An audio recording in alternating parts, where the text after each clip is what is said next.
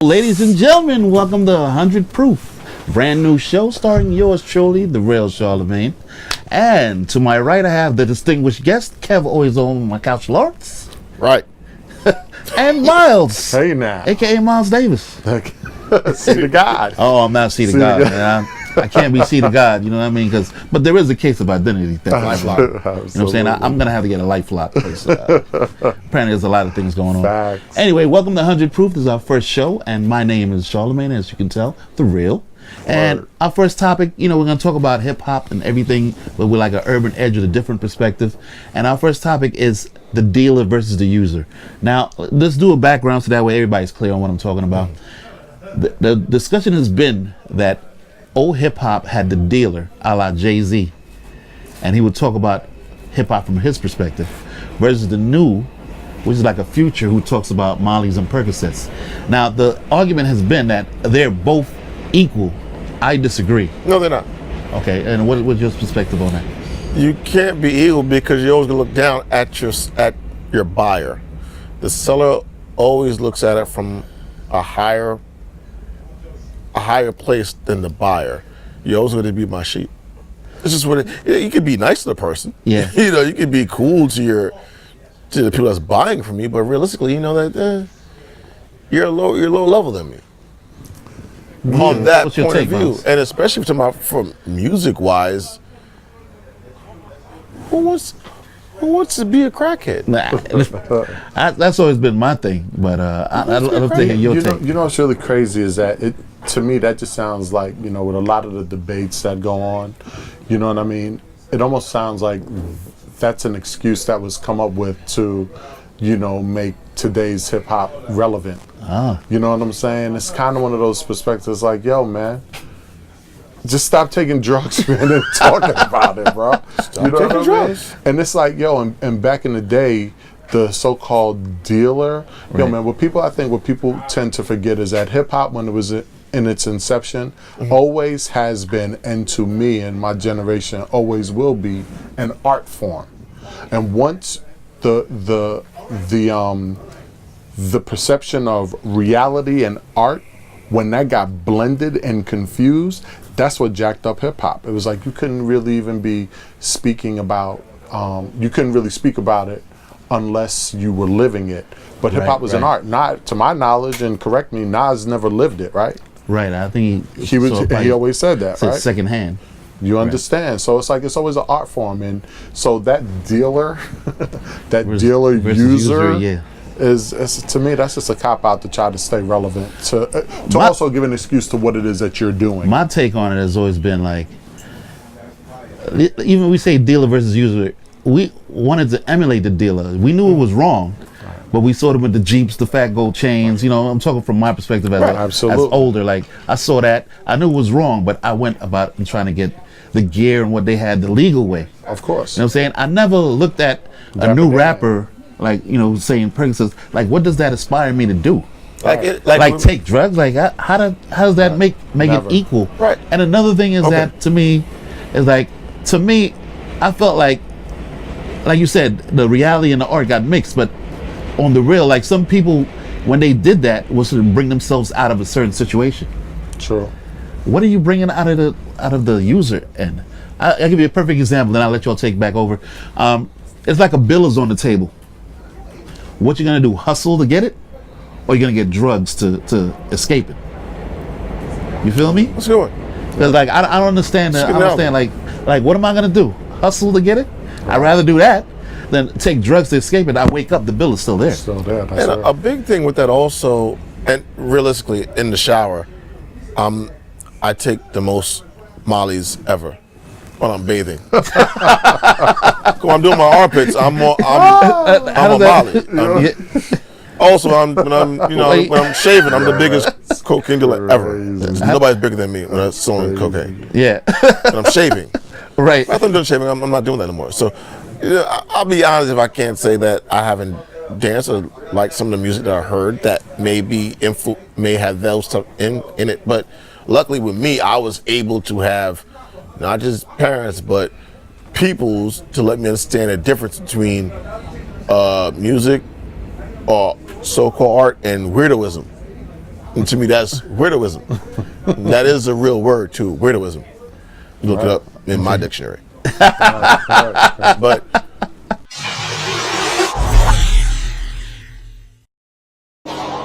because life must be some way to be found instead of concrete. Get up, get up, get up, get up, get up, get up, get up, get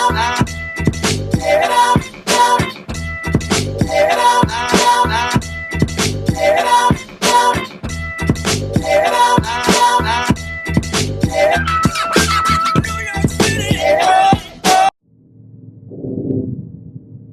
realistically, man, it's like, you know, for people out there that because you're making an excuse Completely. to keep doing drugs, Basically. and because you feel like I'm getting money from this. What else I'm gonna talk about? Like, for instance, the dude Future. Most of his music is pure drugged up. I have yet to ever hear him have a song about his family. He had like 6 kids, right? I never heard him say anything about the kids' homework or stuff like that. Right. But I guess because he feels like, you know what, y'all are a drug It's like a drug culture. of a country. Right. So I'm going to keep pushing because it helps give me the things that I want, not need, want. Right. So realistically, it's like they have like, yo, it's on you to really do it if you want to. Now, for anybody out there that are doing those kind of drugs, like, well, make sure you understand this. I got a friend that works in a drug rehab company, and it's in a very prominent historic black area, and 75% of people in there are not black, Hispanic. They're other. Right. But they come there because they don't want to go where they live at. Of course. Yeah. But here's the thing. These drugs, prescription drugs and everything, they're so synthetic that they don't know how to treat them. People are just now getting information on how to treat like regular heroin from the 70s, crack from the 80s. They're just not so. I tell y'all out there, sorry to sound mean or whatever, but if you want to go ahead and keep doing Molly and Pop Records, no problem. I got a niece and nephew that's like 10 years old. I'm raising her to be, you know, a drug counselor 20 years from now. So I want to make sure she has a job. So if you feel like you need to do it, go ahead on.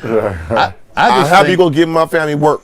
I just think a guy like Future, like you said, I'm not knocking his music. What I'm saying, Yeah, that's just him. What I'm saying is that you can't do the amount of drugs these guys say they do, and still function.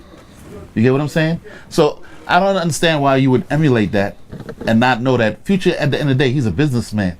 It's a businessman. He runs a label.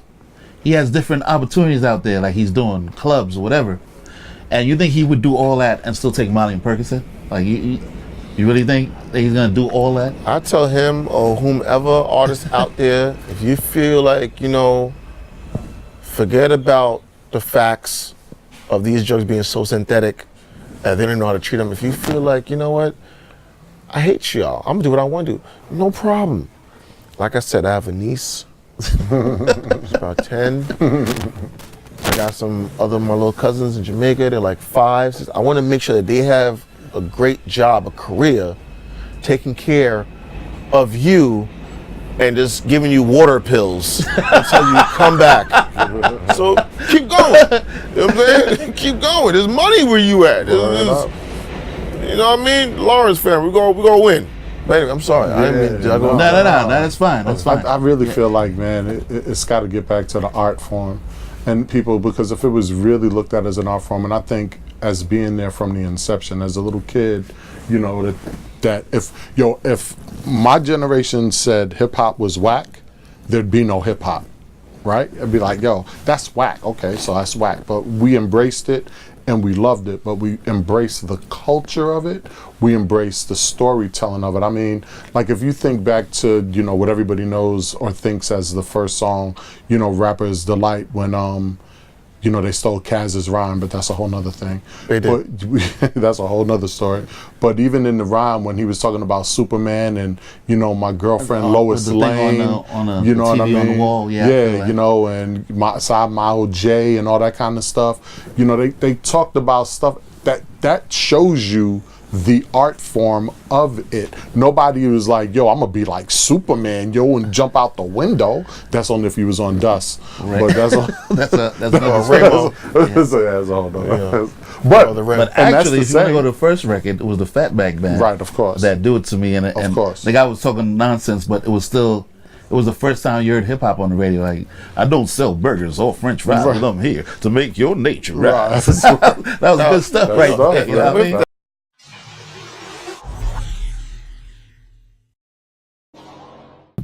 Hey, what's up, y'all? Tri-State area, worldwide. This is the heavy hitter DJ Kool Kirk. I represent the Bronx to the fullest.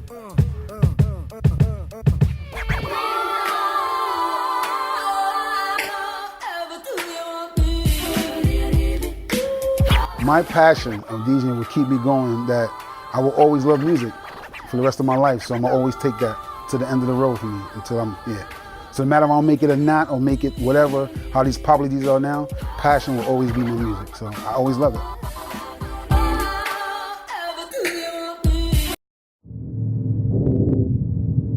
I will say, yes, there was drug use, Absolutely. Absolutely. There's no This- question. especially think with people White that had. lines, right? Flashing on white lines. Hopefully, I don't get. It is what it is. Rock in your name, Right. and I don't mean Chris Rock. I mean like if you had a tag name with a rock in it, it kind of Ski. meant like. It kind of meant like either it could go two ways. One, because you was hardcore, hard like a rock, the way you dance, or you know when you know what I mean. Right. Candy makes you dandy. You know what I'm saying? But that's ski, right? Yeah, so And then, yeah, that and then was- you had that the was Fat the Boys. ski. Now- The Fat Boys, cool, rock, ski. So Right. you had them both. You said it. Now, here's where I really get with the reason why I bring that up is because there was drug use, but it wasn't promoted. Right. Absolutely. It Right. wasn't promoted. Like I know I got a problem. Right. I got a problem. Right. I love, yeah, Yeah. yeah. I got a problem. But- I'm not gonna promote it to you Right. because I know with this mic that it could be so powerful Right. to where I could damage a nation. Well, let me piggyback off And of if that. so, at least give me a balance. So I can at least be like, all right, even though he did talk about, getting super high, he said he got well, he was hanging out with the ladies and everything, and look at I'm cool. And I was like, all right, it's a balance. Now it's just so unbalanced. It's Right. like, why do I have to? I don't care who gets at me. I'm at a point, I don't care. Right. Why do I have to go ahead and do RIPs for certain artists that are jugheads that was running to death? They were running to death. So why should I feel shocked and like RIP to the little homie? No, the dude was on massive drugs, overdosing. He wanted to die. Like I mean, RIP is like, yeah, I hope you rest well, homie. Whatever. But I'm not gonna cry. It doesn't make me a bad person to feel I that don't way. think so. No, responsibility. People will look at me like, you should put up RIP too. Like, for what? He wanted to go. He's been showing you, and you're his friends, No, like, stop. and you couldn't get to stop him. You couldn't bring him to a rehab center. But I bet y'all was happy when y'all getting backstage passes. Right. Absolutely. I mean, so I don't care like that anymore. I really don't.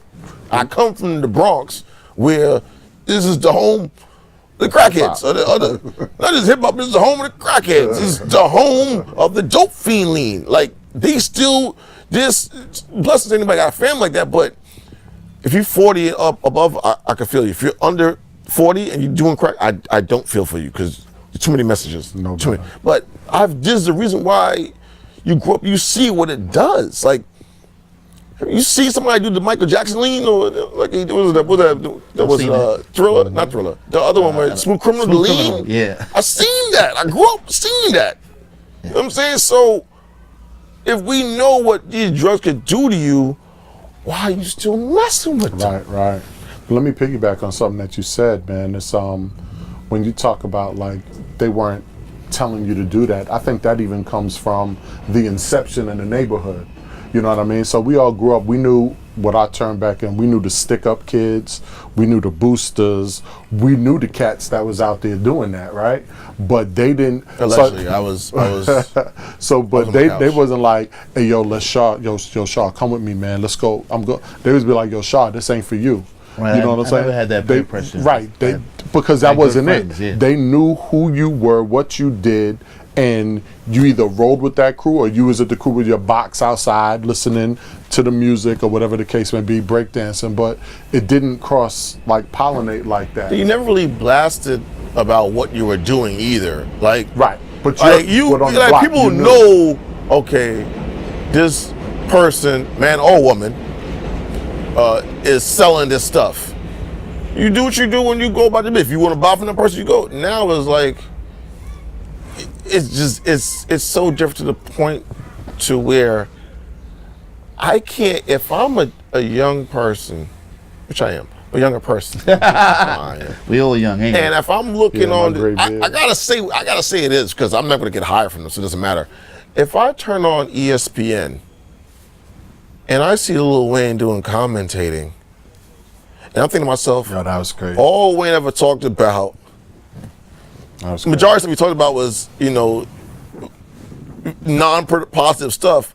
If I'm home, like, so what? I could do it too then. Like, you can't tell me not to, karate chop her in the face, or Emmett Till her, or pop these perks and Xannies. You can't tell me not, because I'm seeing these people on these shows to where a square dude got to put in a resume for, and he got to get a drug test. The fuck I got to get a drug test for? And you having drug addicts on your show. Right. Like, so as a kid, I can't knock them for going that direction because it's what I'm seeing. But it still has to come down to parents and family guiding them, like, listen, it's entertainment. It's not reality. Art form.